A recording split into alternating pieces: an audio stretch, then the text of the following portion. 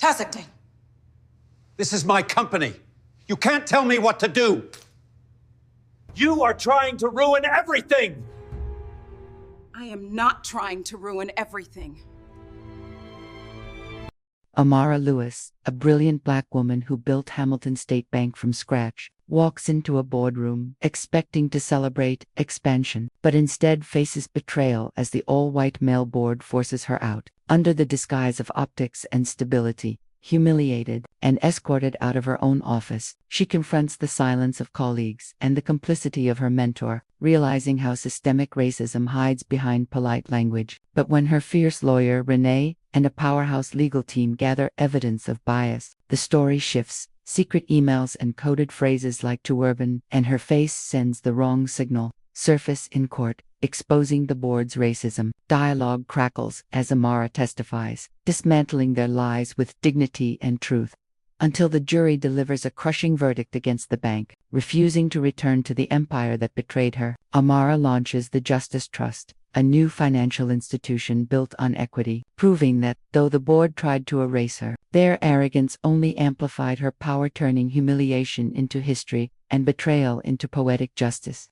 The boardroom was too cold, not in temperature, but in tone. Amara Lewis smoothed the cuff of her blazer, her movements deliberate, calm. She was the founder, the architect, the one who turned Hamilton State Bank from a regional footnote into a billion-dollar institution. Yet as she sat at the polished mahogany table, surrounded by 10 men in tailored suits, she felt the shift. It wasn't her imagination. They weren't smiling. Board chair, Richard Caldwell, cleared his throat. "Amara, thank you for joining us on such short notice." Her eyes flickered. On such short notice. She had called this meeting herself 3 weeks ago, to finalize the expansion into Atlanta. "I believe this was my meeting," she replied, her tone precise. A ripple of discomfort passed through the room. They weren't used to her reminding them who built the empire. Caldwell leaned forward. "There's been discussion among the board, concerns about direction, perception, and long-term stability." "Concerns?" Amara's voice was soft, but it carried. "Do clarify." Board member number 2, Philip Jenkins, jumped in. "Amara, no one denies your contributions. You've been visionary, but the market is sensitive. Investors are watching. They're looking for, shall we say, a steadier hand."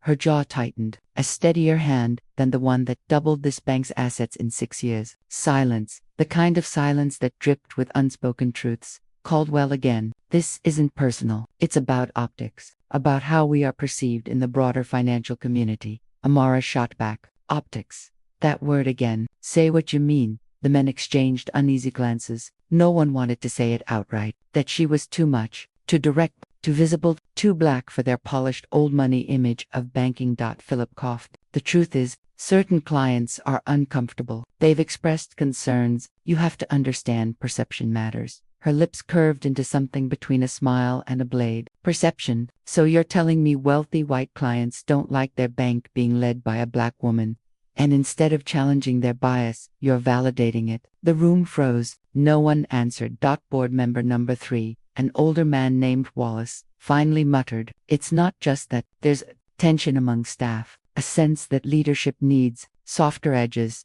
Amara let out a short laugh. Not amused. "Softer edges." Translation: I don't bow. I don't smile while you cut me out of decisions. I don't make myself smaller so you can feel taller. The weight of her words hung heavy. Caldwell pushed forward, voice clipped. "We voted, effective immediately. The board is requesting your resignation as CEO.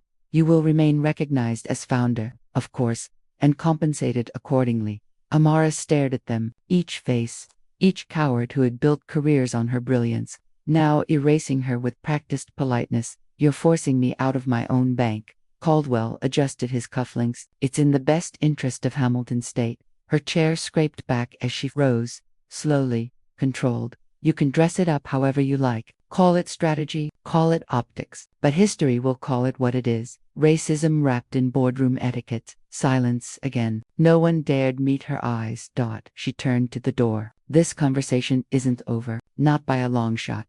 And with that, Amara Lewis, the woman who built Hamilton State from nothing, walked out of the boardroom they had just stolen from her. Narration closing beat. In the polished silence of corporate America, racism rarely shouts. It whispers, smiles, uses words like optics and stability. But Amara heard it all, and she would remember every syllable.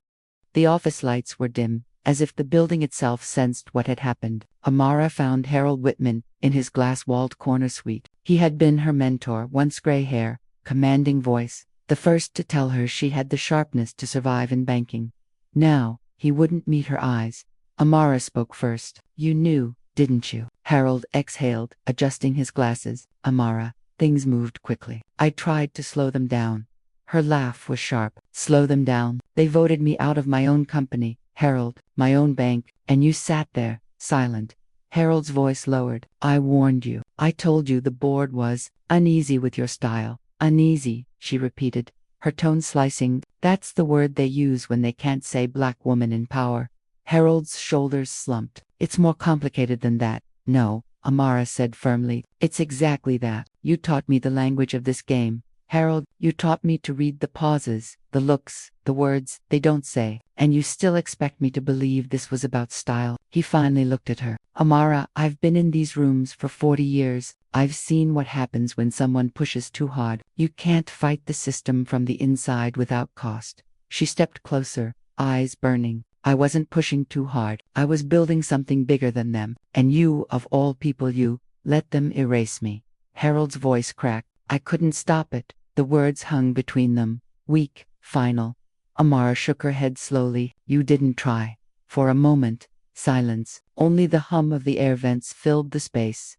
Then she said softly, almost like a curse, "You've become exactly what you warned me about. A man who survives by swallowing truth." Harold winced. "Amara, this doesn't have to be the end. You'll get your payout. Your name will stay on the letterhead. You can exist quietly. Pretend I'm grateful for being stripped of my own vision." "No, that's not survival, Harold. That's surrender." Her voice cracked, but only for a second. "I thought you were my ally. Turns out you were just waiting for me to fail." He reached for her arm. She pulled away. In the hallway outside his office, whispers floated. Employees huddled by the water cooler glanced at her, then quickly looked down at their screens. Fear was contagious here. A young analyst, barely out of college, black like her, opened his mouth as if to say something. Then he closed it, head bowed. The silence screamed louder than words. Amara kept walking. Every step echoed. Narration closing beat. Betrayal doesn't always come from enemies. Sometimes it wears the face of a mentor, the voice of caution, the silence of someone who should have fought. And silence, Amara knew, was the most dangerous weapon of all. The next morning, Amara arrived at Hamilton State Bank for the last time. The lobby, usually buzzing with greetings and energy, seemed muted. People noticed her, but their eyes darted away, as though making contact might burn them. Her heels clicked against the marble floor. Every sound echoed like a challenge. At the elevator, 2 security guards waited. One was young and nervous. The other was Marcus. Marcus had been head of security for nearly a decade. A broad-shouldered black man with a gentle laugh. He had once promised her that no one would ever make her feel unsafe in her own building. Now, he wouldn't meet her gaze. Amara stopped short. "Marcus, what is this?" Marcus cleared his throat. "Board's orders, Ms. Lewis. We're to escort you upstairs while you collect your things." Her stomach twisted. "Escort me, like I'm a threat to my own office." The younger guard shifted uncomfortably, but Marcus kept his expression flat. Amara's voice dropped. "You've walked me through protests, angry shareholders, stalkers, and today you're walking me out." Marcus's jaw tightened. "I don't want this, Amara, but if I don't do it, someone else will. Someone who'll enjoy it." The elevator doors opened. Silence pressed in as they rode up together. Her office door was already unlocked. A cardboard box sat on her desk like a coffin waiting. Amara whispered. They didn't even wait a day. She picked up her framed photo of her parents, slid it into the box. Her movements were precise, careful, each item handled as if it deserved dignity, even when she was denied it. Marcus stood by the door. His eyes flickered with shame.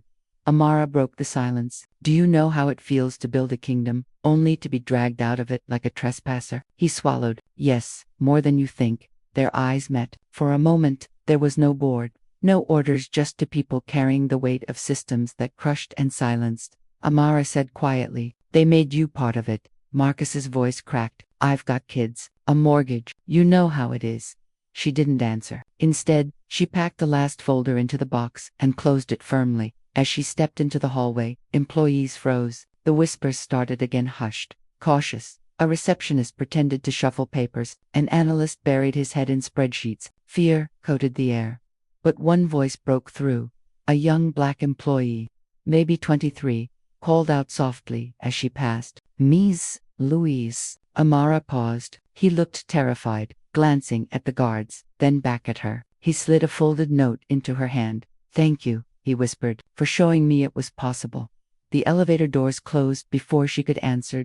In the lobby, reporters were already circling, cameras flashing. The board hadn't wasted time leaking her departure. A reporter shouted, Ms. Lewis, is it true you resigned? What happened in that meeting? Amara lifted her chin, her voice clear, steady. I didn't resign. I was forced out. And the truth? She glanced at Marcus, who gave the smallest nod. The truth always finds its way out. Flashes went off, questions flew, but she didn't stop. She walked through the doors of Hamilton State Bank, her bank for the last time. Box in hand, dignity intact. Narration closing beat. Power rarely leaves quietly, but humiliation, forced compliance, and silence, those are the tools of erasure. Amara carried the box, but it wasn't weight she felt. It was fire. Amara sat in Renee Carter's downtown office, a space lined with shelves of law journals and framed victories. Renee had been her closest friend since college, but today there was no small talk, no warm laughter, only war. Renee leaned forward. Tell me everything, word for word. Don't leave out a syllable. Amara's voice was steady, but her eyes burned. They called it strategic restructuring, used phrases like optics, stability, and softer edges. Not one of them said it outright, but we both know what it was.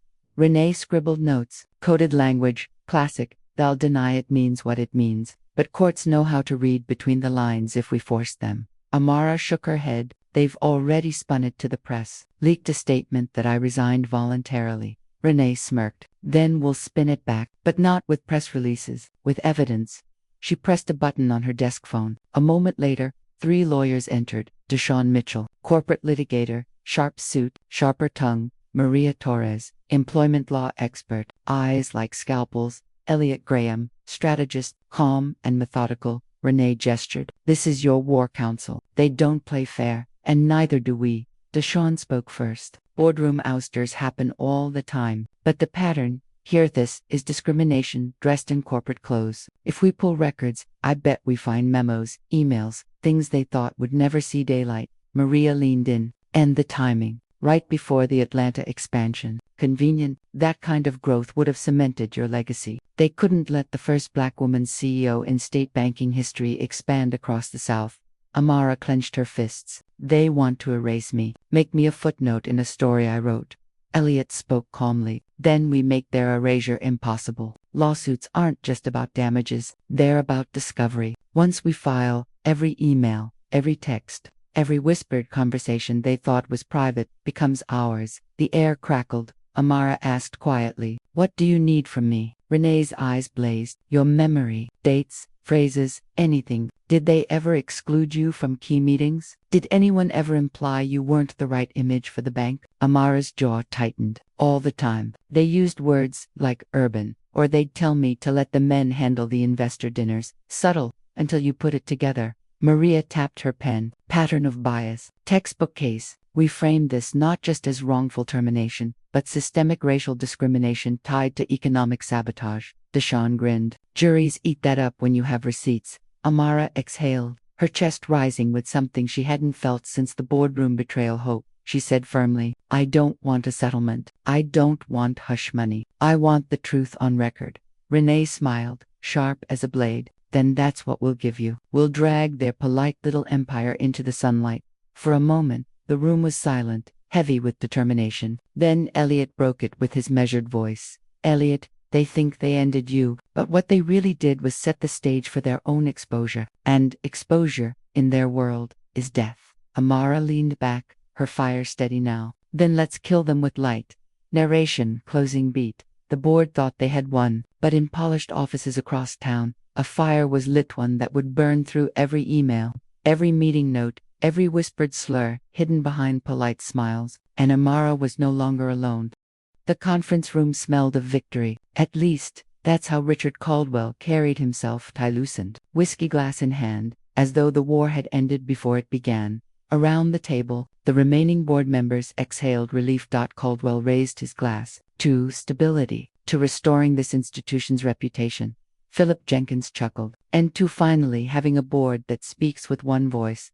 Laughter rippled, forced, but loud enough to mask unease. Wallace leaned back. Clients are already calling. They're thrilled. They wanted assurance that the bank wouldn't keep pushing boundaries. Caldwell smirked. Boundaries, that's the polite word for it. Silence stretched. Everyone knew what he meant, Philip said carefully. Let's not pretend. They didn't like the image of a black woman at the helm. It made investors nervous. That's the truth of it. Caldwell wagged a finger. Careful, Philip. Words matter, especially if they ever leave this room. The junior board member, Daniel Hayes, shifted in his seat. He was 32, fresh-faced, still clinging to the idealism that hadn't yet been burned out of him. Daniel spoke, hesitant. Shouldn't we, I don't know, acknowledge that what we did might not hold up well if challenged? I mean, forcing her out this way. Wallace cut him off. We acted within our rights. She served at the pleasure of the board. Daniel pressed. Rights aren't the same as ethics or legality. She built this bank. Doesn't she deserve? Caldwell's tone hardened. What she deserves is irrelevant. This is about perception, about the market, and the market doesn't bend for sentiment. The words fell like a gavel. Still, Daniel's voice lingered in the air. Doubt, the one thing they couldn't afford. Philip broke the tension. Look, the press already bought the resignation story. By next week it'll be old news. She fade. Trust me, these things always do. Caldwell nodded. Exactly. By the next quarter, no one will remember Amara Lewis. But even as he said it, Daniel caught the flicker in Caldwell's eyes. Not confidence, fear. A fear that the woman they dismissed so neatly might not stay silent. Narration closing beat.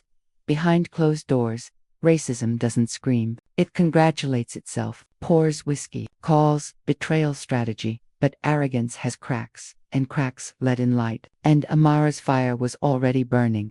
The courtroom was hushed, the kind of silence that vibrates with tension. Rows of reporters filled the benches, pens ready. Cameras weren't allowed inside, but everyone knew the story would spill beyond these walls by sunset. Amara sat at the plaintiff's table, flanked by Renee and her team. Across from them, the board's lawyers looked smug, armed with binders thick enough to bury the truth under paperwork. But truth had claws.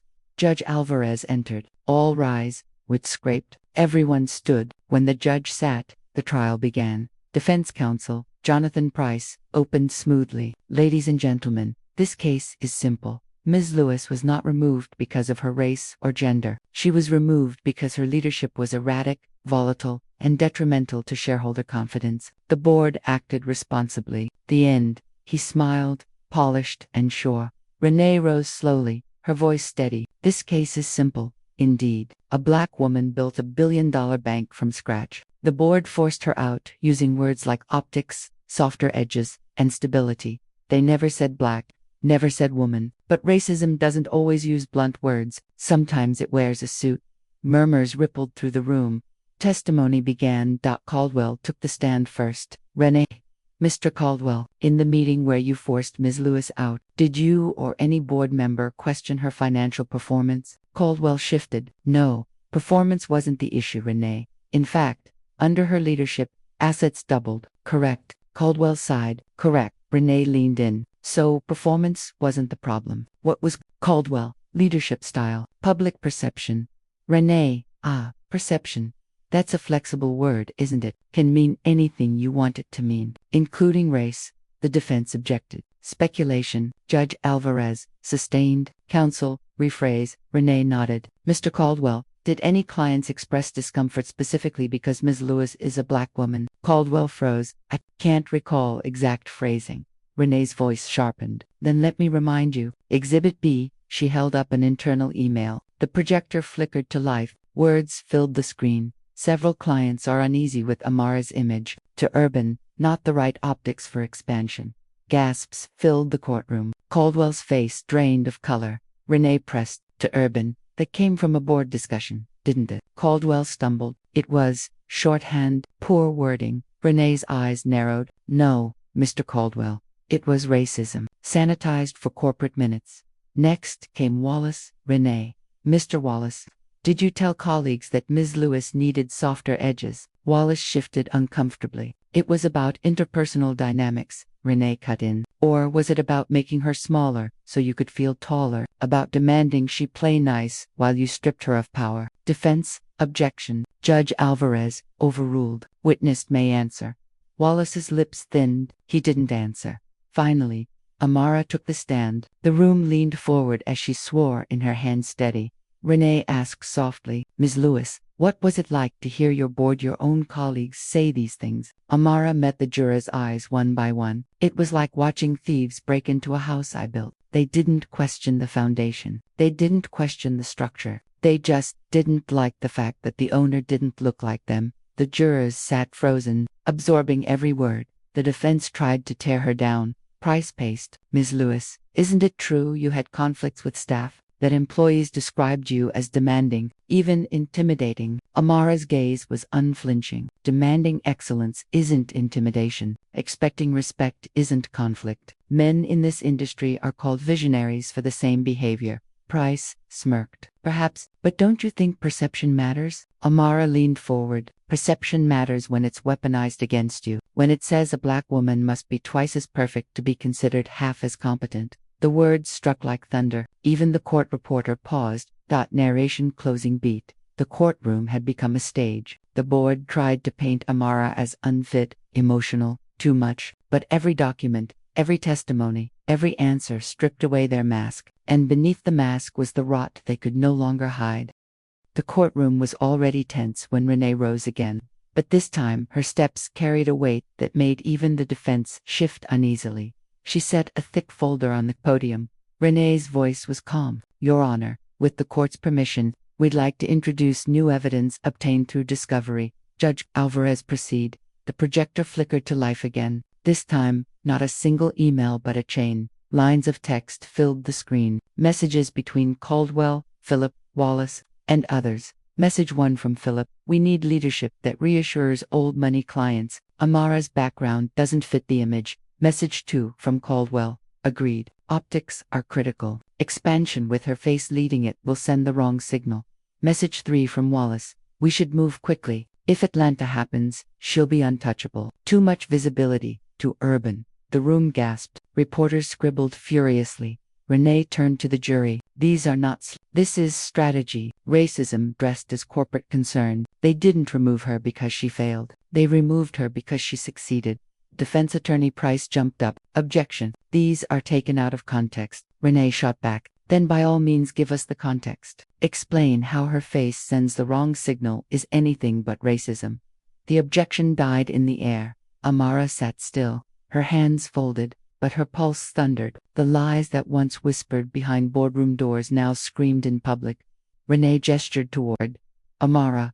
Would you like to respond, Ms. Lewis? Amara rose slowly, turning to face the jury. Her voice was steady, deliberate. They said my success made me a threat. They said my face, my blackness sent the wrong signal. But here's the truth. My face is the face of the future. And they tried to erase it because it didn't look like theirs. Her gaze swept the courtroom. They didn't just betray me. They betrayed every employee who believed talent could triumph over bias. They betrayed the clients who trusted that Hamilton State Bank was built on integrity. What they really feared, what they always feared, was not my failure. It was my power. The jury leaned forward. Even Judge Alvarez seemed momentarily still. Renee pressed further. Ms. Lewis, why didn't you take their settlement offer? Amara lifted her chin. Because silence is their currency, and I refused to be bought. A low murmur rolled through the crowd.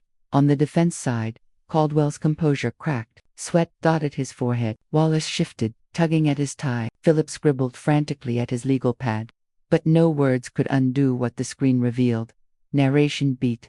For years, they had spoken in codes and euphemisms, confident the world would never hear. But the world was listening now. Elliot, whispering at the plaintiff's table, smiled. The board just buried themselves. The judge called for order, gavel striking like thunder. But Amara didn't sit immediately. She looked straight at Caldwell, her voice carrying across the silent courtroom. You stole my bank, but in trying to erase me, you wrote yourselves into history in ink that cannot be scrubbed out. Caldwell flinched. Narration closing beat. The flip had come. The accused were no longer in control of the narrative. Their power, once untouchable, now trembled under the weight of their own words. And Amara Lewis stood unbroken as the courtroom shifted in her favor.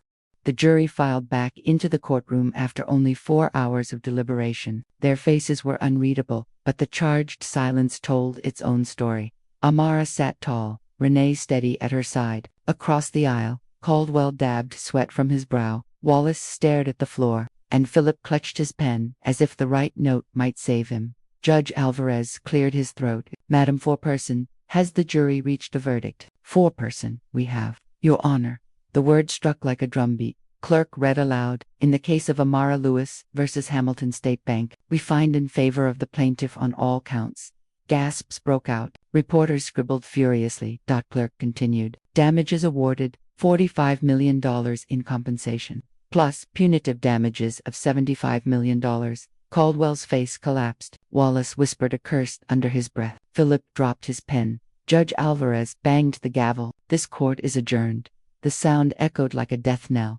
Amara didn't cheer. She didn't cry. She simply inhaled slow, deliberate as though reclaiming air that had been stolen from her. Renee squeezed her hand. You did it, Amara whispered back. No, we did it.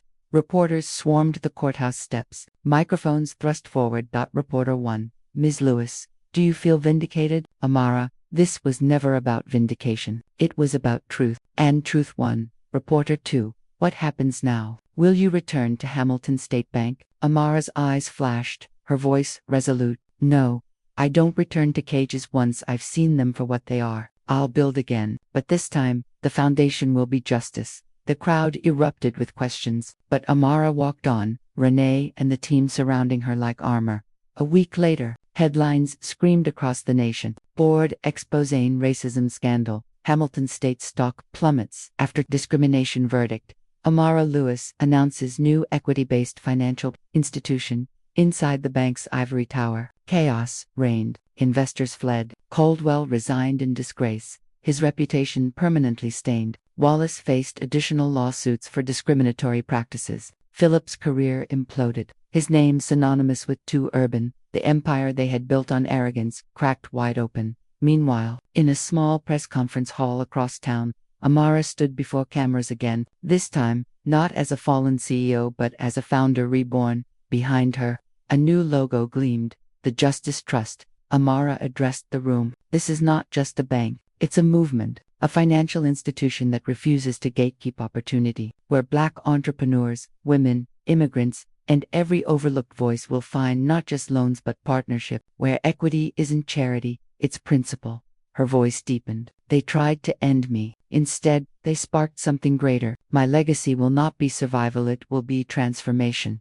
Applause thundered, cameras flashed, and somewhere in the chaos, the young analyst who had slipped her the note weeks earlier stood in the crowd, tears in his eyes. He whispered to himself, she did it. Narration closing beat. The board tried to erase her with silence, with coded words, with humiliation, but fire does not vanish in the dark, it spreads. And Amara Lewis walked forward, not as the woman forced out, but as the one who rewrote the ending. Poetic justice was never quiet. It roared,